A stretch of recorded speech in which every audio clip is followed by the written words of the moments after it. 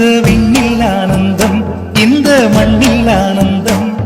அடிபூமி பந்தை முட்டி வந்த புல்லில் ஆனந்தம், வெயிலின் சுத்தம் ஆனந்தம், மழையின் சத்தம் ஆனந்தம்,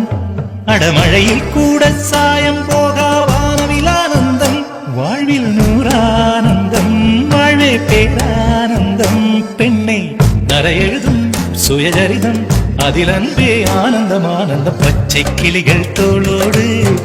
குயிலோ மடியோடு,